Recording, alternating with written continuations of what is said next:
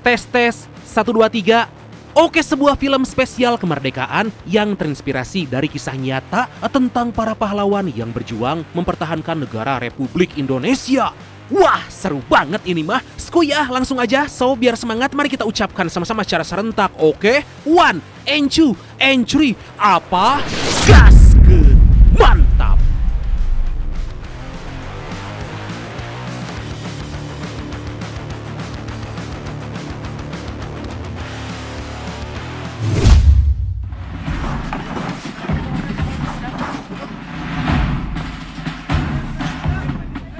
(17 Agustus tahun 1945) menjadi hari di mana Indonesia memproklamirkan kemerdekaan setelah berhasil mengusir para penjajah. Perjuangan yang dilakukan tidaklah mudah karena selama ratusan tahun masyarakat Indonesia ditindas dan berguguran banyak korban jiwa. Tapi tepat beberapa tahun setelah proklamasi kemerdekaan, Belanda kembali menyerang Indonesia untuk menguasai wilayah yang dikenal dengan agresi militer Belanda ke-1. Presiden Insinyur Soekarno didampingi Panglima Perang Jenderal Sudirman melihat calon perwira atau kadet Angkatan Udara Republik Indonesia yang bertugas membersihkan pesawat tempur rampasan dari tentara Jepang yang dinamai dengan pesawat Diponegoro. Terlihat Presiden Soekarno ingin menyentuh pesawat, tapi seorang kadet bernama Mulyono melarang karena catnya masih basah. Tentu semua orang terdiam karena Mulyono berani melarang sang proklamator, tapi Presiden Soekarno justru sangat senang karena Mulyono telah berani memberitahu. Kemudian beliau memberi wejangan jika kelak dari mereka akan menerbangkan pesawat dan harus membuat bangga negara Republik Indonesia. Maka leparkan sayapmu dan terbanglah. Dan inilah sebuah film spesial kemerdekaan yang terinspirasi dari kisah nyata Kadet 1947.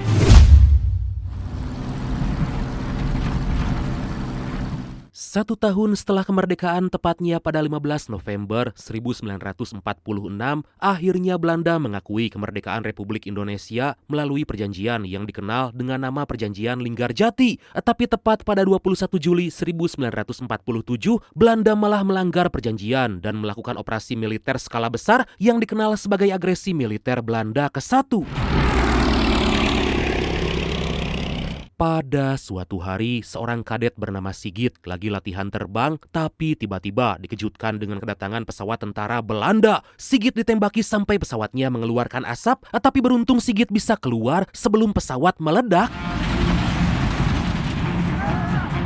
Di keesokan hari, para petinggi militer Indonesia segera berunding demi mengamankan area vital dari serangan Belanda. Pelatih kadet yaitu Komandan Adi Sucipto memberitahu pada pimpinan Suryadi Suryadharma jika kadet yang kemarin diserang Belanda berhasil selamat dan pesawat yang ada udah disembunyikan ke dalam hutan agar gak ditemukan Belanda. Tapi Suryadi merasa kesal karena pesawat yang ada gak akan cukup untuk melawan pasukan Belanda, apalagi pesawat Diponegoro masih belum bisa digunakan akibat ada onderdil yang rusak. Cari cara agar Diponegoro bisa mengudara. Siap. Di lain sisi, tampak Sigit masih syok dan kini beristirahat di mes sekolah penerbangan Maguwo. Sigit pergi keluar dan baru sadar jika pesawat Diponegoro telah disembunyikan ke dalam hutan. Kemudian Sigit menghampiri angkatannya yang lagi membuat pesawat decoy untuk mengelabui pasukan Belanda. Terlihat para kadet diberi arahan oleh Adi Sucipto untuk segera menyelesaikan pesawat decoy. Bergerak.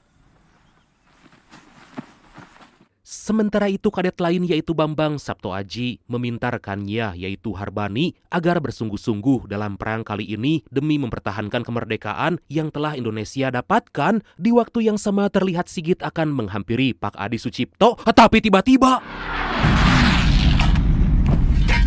secara mengejutkan pasukan Belanda melakukan serangan dan menghancurkan pesawat decoy yang telah mereka buat. Tentu pasukan kadet sangat senang karena rencana yang mereka buat berhasil mengelabui pasukan Belanda, tapi mereka harus mencari cara lain untuk melawan pasukan Belanda. Kemudian para kadet diminta Pak Adi Sucipto untuk kembali membuat pesawat decoy, tapi Bambang menolak karena mereka ingin tugas yang lebih besar. Tapi itu ditolak dan mereka tetap diberikan tugas agar membuat pesawat decoy. Lanjutkan. Siap. Beberapa saat kemudian, Bambang merasa kesal karena jika terus dengan cara ini, maka perang gak akan pernah selesai. Bambang pun mengajak Sigit dan Harbani pergi ke hutan untuk mencari pesawat Diponegoro yang disembunyikan. Setibanya di sana mereka melihat pesawat yang akan disembunyikan, tapi karena gak pandai mengintai, aksi mereka ketahuan oleh sersan militer yang juga seorang pilot pesawat tempur bernama Kardi. Kardi meminta mereka kembali ke pangkalan dan gak akan dilaporkan pada Pak Adi Sucipto. Tapi mereka memilih gak kembali dan terus mencari pesawat lain yang disembunyikan. Mereka pun bisa menemukannya, tapi harus menunggu waktu yang tepat untuk masuk karena tempat tersebut diamankan oleh 2 penjaga.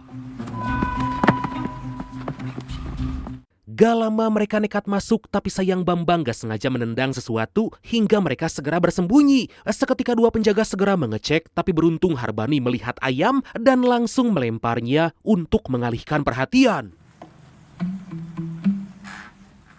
Kemudian mereka menaiki pesawat hingga mereka pun sadar jika itu merupakan pesawat Diponegoro. Bambang udah gak sabar ingin menerbangkan pesawat itu, tapi mereka baru sadar jika pompa bahan bakar masih rusak. Mereka pun kebingungan bagaimana caranya memperbaiki karena pesawat tersebut hasil rampasan dari tentara Jepang dan pasti spare partnya sulit didapatkan. Mengapa tak diambil dari pesawat lain? Tidak bisa. Di tengah itu Sigit teringat jika dia pernah melihat pesawat Jepang jatuh di tepi sungai. Sigit yakin jika itu adalah pesawat dengan tipe yang sama dan mereka ada harapan untuk menerbangkan pesawat Diponegoro asalkan bisa membawa spare partnya. Tentu Bambang ingin segera ke sana, tapi Harbani menolak karena percuma. Lagi pula pesawat itu telah hancur, tapi Bambang gak menyerah begitu aja dan akan minta izin pada Komandan Adi Sucipto untuk mengecek pesawat itu. Aku akan ngomong langsung ke Pacit. Dari sana mereka menemui Komandan Adi Sucipto untuk minta izin mengambil spare part pesawat itu. Sontak Pak Adi Sucipto meminta Bambang dan yang lain jangan gegabah karena jika tanpa perhitungan bisa membuat mereka celaka. Meski niatnya baik, tapi Pak Adi Sucipto gak mengizinkan dan saat akan memberi sanksi akibat tadi melipir dari tugas, beruntung Mulyono datang dan mereka pun selamat dari hukuman. Kemudian Bambang membujuk Sigit pergi ke tempat pesawat itu, sekalian Sigit akan mengevakuasi gadis yang dia cintai. Bambang meyakinkan jika mereka akan aman dan gak mungkin ketahuan Belanda. Bambang berpesan yang penting dari mereka ada yang jago bertarung dan juga teknisi untuk mengambil spare part pesawat itu. Yang kita butuhkan adalah teknisi untuk bantu bongkar. Gak lama Bambang menemui seorang teknisi pesawat bernama Tarjo, mengajaknya agar ikut. Tarjo sempat menolak karena jika ketahuan akan sangat beresiko. Tapi karena Bambang terus membujuk, Tarjo siap akan ikut, bahkan mengajak seorang teman yang juga seorang teknisi. Beberapa saat kemudian, mereka diam-diam mengambil beberapa pucuk senjata dan amunisi untuk berjaga-jaga jika bertemu dengan musuh. Mereka bekerja sama dengan baik sampai penjaga gudang amunisi bisa dikelabui. Ayo.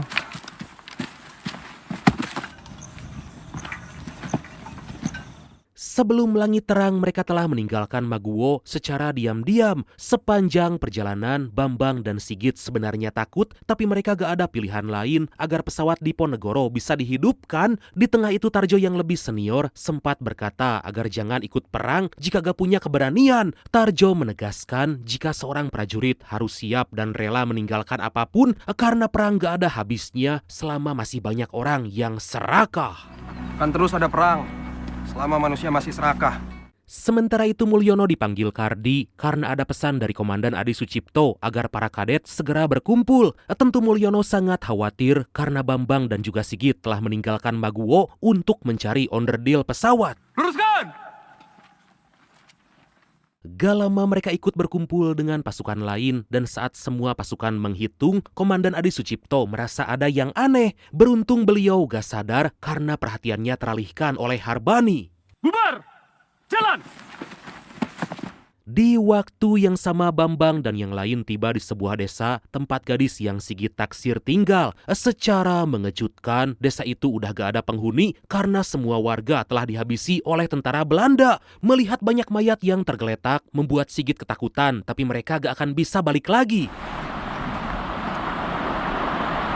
Ternyata sebagian warga desa masih selamat, termasuk gadis bernama Asih yang gak lain dan gak bukan, yaitu tunangan Sigit. Terlihat Asih dan para warga lain kabur dari kejaran Belanda dan mereka sembunyi di bawah gorong-gorong. Suasana pun menjadi sangat menakutkan karena Belanda berada tepat di atas mereka, tapi beruntung Asih dan yang lain bisa melarikan diri.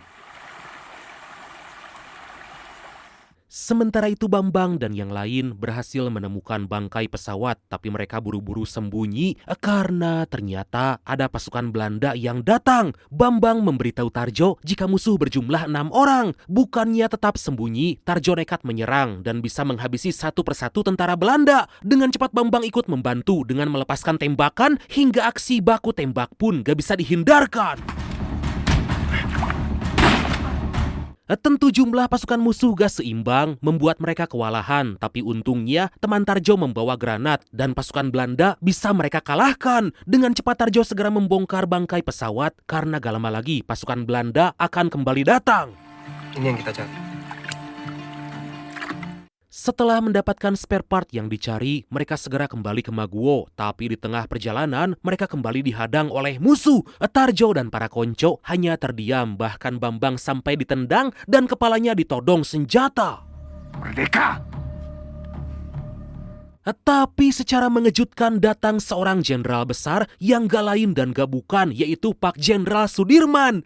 Wow! Melihat hal itu, pasukan Belanda langsung mengarahkan senjata padanya, tapi tanpa disadari, Jenderal Sudirman datang membawa pasukan yang lebih banyak dan akhirnya tentara Belanda langsung diamankan. Mamam tah company. Kami baru saja mengambil undur deal untuk pesawat. Kemudian Jenderal Sudirman meminta pasukannya agar mengawal Bambang dan yang lain agar sampai di Maguwo dengan selamat. Tentu mereka sangat senang karena Tuhan masih menyertai dan udah gak sabar ingin segera kembali ke Maguwo. Di lain sisi, Pak Suryadi memarahi Komandan Adi Sucipto karena lalai membiarkan anak buahnya pergi sampai diselamatkan oleh pasukan Jenderal Sudirman. Komandan Adi Sucipto rela dimarahi dan siap menerima hukuman karena semua merupakan kesalahannya karena telah membiarkan mereka pergi tanpa izin. Di tengah itu, Pak Suryadi memerintahkan Komandan Adi Sucipto agar terbang ke Singapura demi mendapat bantuan obat-obatan medis dan selama kepergiannya, Komando Maguwo akan diserahkan pada Komandan Muda Udara yaitu Pak Halim Perdana Kusuma. Pada malam hari, Bambang dan yang lain pergi ke tempat pesawat di Ponegoro lalu langsung mengganti spare part yang rusak. Mereka sangat senang karena pesawat itu bisa dihidupkan lagi dan siap digunakan untuk bertempur melawan pasukan Belanda.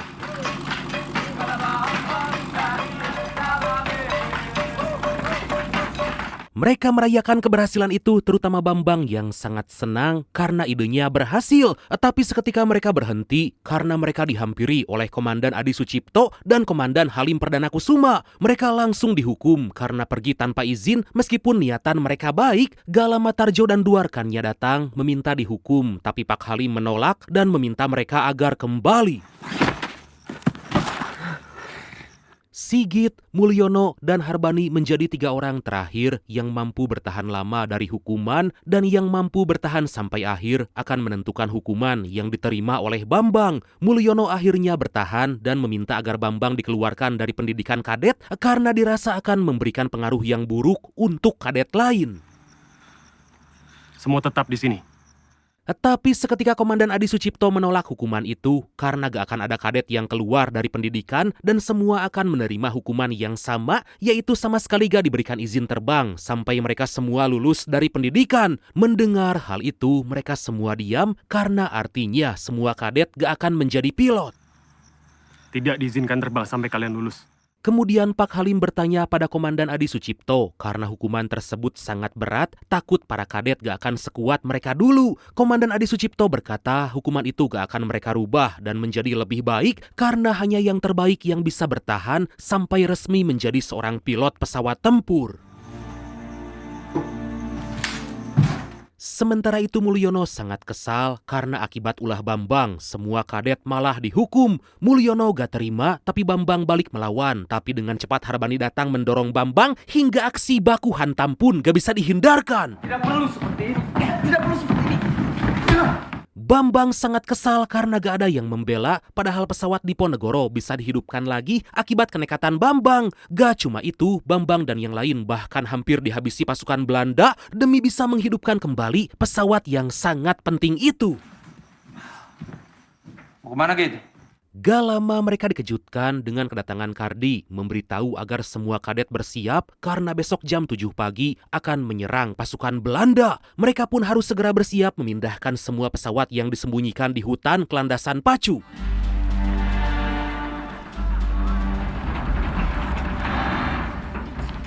Akhirnya di keesokan hari, semua pesawat tempur telah siap di landasan pacu dan semua pasukan siap untuk terbang. Mulyono merasa heran karena dari semalam gak melihat Pak Halim memberi arahan, ditambah pesawat Diponegoro masih berada di hutan. Tapi Kardi berkata jika pesawat itu gak perlu dibawa dan jangan membantah karena semua ini merupakan perintah. Biar sana saja.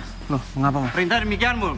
Siap. Dikarenakan ada yang mencurigakan dari pilot Kardi, Mulyono mengajak Bambang pergi mengecek pesawat Diponegoro. Setibanya di sana, pesawat tersebut masih terparkir aman, tapi Mulyono merasa ada yang aneh. Seketika mereka mengecek semua bagian pesawat, lalu Mulyono menemukan bercacat di bodi pesawat. Dengan cepat Mulyono mengecek ke atap garasi dan mereka menemukan jika tempat tersebut telah diberi tanda agar bisa diserang oleh Belanda. Dari situ kita mendapatkan fakta jika pilot Kardi telah berkhianat dengan memberi informasi kepada pasukan Belanda.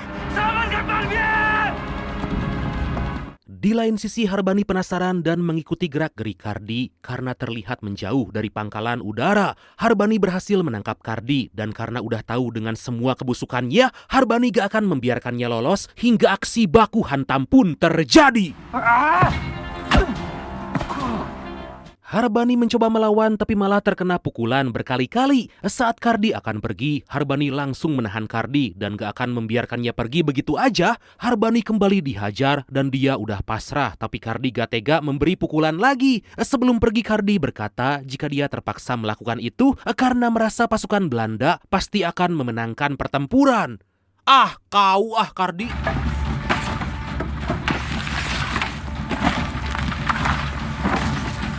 Dari sana Harbani gabung dengan teman lain untuk membawa pesawat Diponegoro agar gak diserang Belanda. Mereka bahu-membahu dan bekerja sama, tapi tiba-tiba hampir semua orang terkena reruntuhan akibat serangan dari pasukan Belanda. Beruntung mereka masih selamat meskipun Sigit terluka parah karena kakinya tertancap bambu. Harbani segera membantu Sigit, tapi tiba-tiba Kardi datang membantu karena dia telah sadar jika yang dia lakukan adalah salah. Setelah itu Kardi segera menyelamatkan Mulyono, tapi dari kejauhan tampak pesawat Belanda udah semakin mendekat bersiap menjatuhkan bom dan kemudian secara mengejutkan Kardi mengorbankan diri demi melindungi Mulyono. Meskipun pengkhianatan Kardi gak bisa dimaafkan, tapi dia berani mengorbankan diri demi melindungi Mulyono. Semua pasukan kadet berhasil selamat, tapi pangkalan udara Maguwo diratakan dan pesawat Diponegoro gagal diselamatkan. Aduh.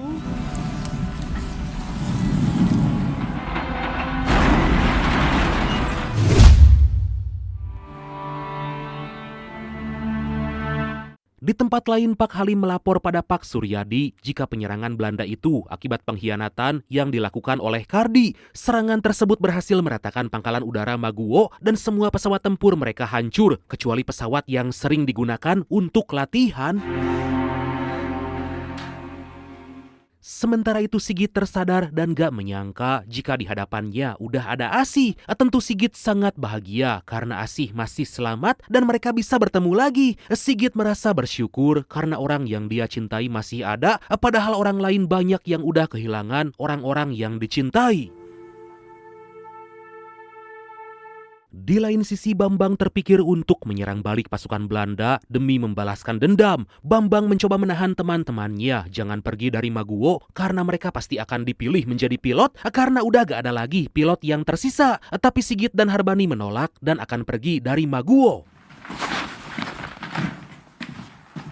Tapi saat akan pergi, Harbani melihat ayah dari Kardi menangis karena Kardi telah tewas dan takut jika Kardi meninggal sebagai pengkhianat. Harbani hanya diam, lalu Mulyono menghampirinya dan berkata jujur, tapi Harbani langsung memotong dan malah berkata jika Kardi telah memberitahu Belanda bahwa Maguwo gak akan pernah bisa ditaklukkan. Meskipun Harbani sadar Kardi telah berkhianat, tapi Harbani gak ingin melukai hati ayah Kardi. Dan kami semua akan meneruskan perjuangan Mas Kardi. Dari yang tadinya udah gak tahan ingin pergi, Harbani malah berbalik dan ingin mempertahankan keutuhan Republik Indonesia dengan menyerang balik pasukan Belanda. Mendengar keteguhan Harbani, Mulyono berubah pikiran dan memutuskan bertahan, berjuang bersama sampai Belanda bisa ditaklukkan. Merdeka! Merdeka, Bung! Merdeka!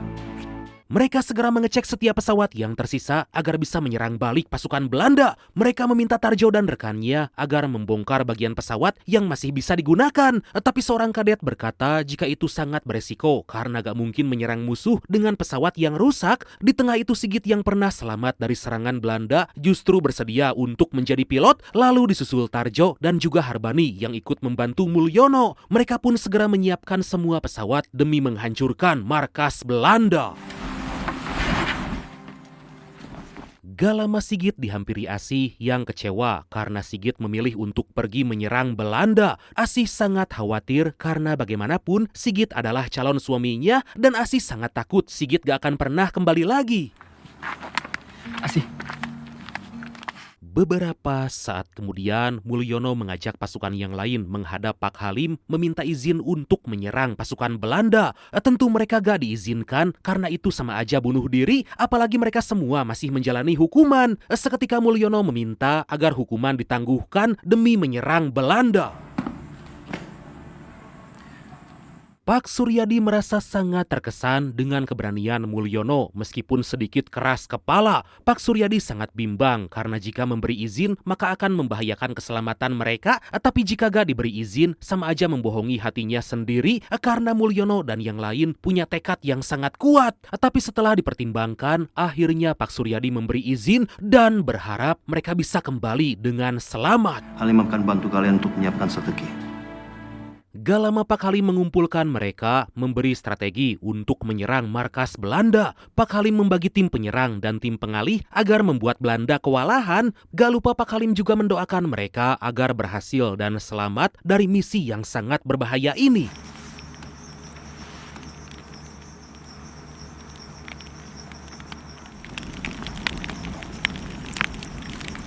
Sebelum pergi bertempur, mereka tampak gelisah karena gak tahu apa akhir dari cerita yang mereka hadapi, apakah berhasil dan kembali dengan selamat atau mati di medan pertempuran sebagai pahlawan negara. Mereka mencoba menenangkan diri dengan nyanyi lagu nasionalisme, berharap misi besok akan berhasil.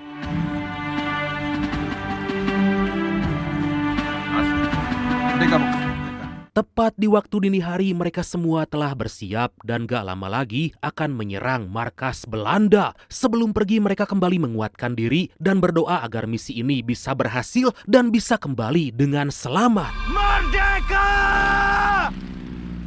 Gak lama mereka semua telah mengudara, tapi dengan persiapan dan amunisi yang seadanya, mereka sangat kesulitan menentukan titik peluncuran bom. Sebisa mungkin mereka terbang lebih dekat, lalu mulai menjatuhkan bom yang tepat mengenai markas Belanda. Mereka pun terus ditembaki pasukan Belanda, tapi semua itu gak membuat mereka gentar dan kembali menyerang sampai semua markas Belanda bisa diratakan. Wow!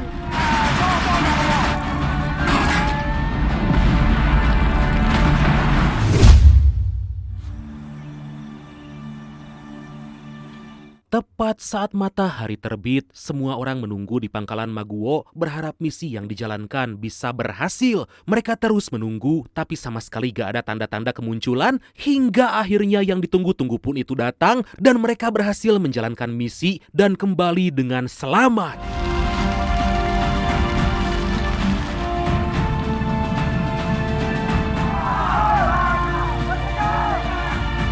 Keberhasilan tersebut segera dilaporkan pada Presiden Soekarno, membuatnya sangat bangga dan memerintahkan tim agar menyebarkan berita itu. Sementara itu Bambang sangat bangga karena Mulyono berhasil memimpin tim dengan baik dan membawa semua pasukan pulang tanpa kekurangan apapun.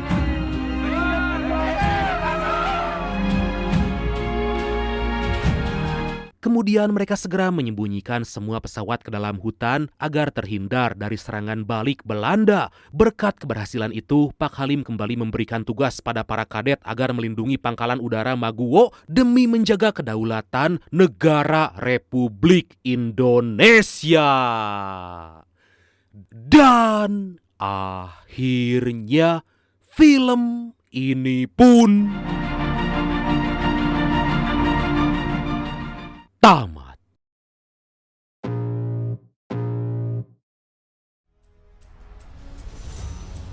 Wah, seru banget ya. Apalagi ini diangkat dari kisah nyata ya kan?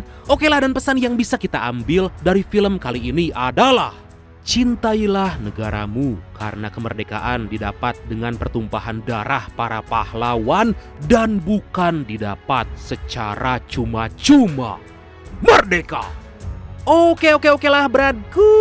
Makasih banyak ya udah nonton sampai akhir. Seperti biasa mohon maaf karena masih banyak kekurangan. Semoga terhibur, semoga kalian dan keluarga sehat selalu. Salam sukses, salam santuy dan see you next time. Bye-bye.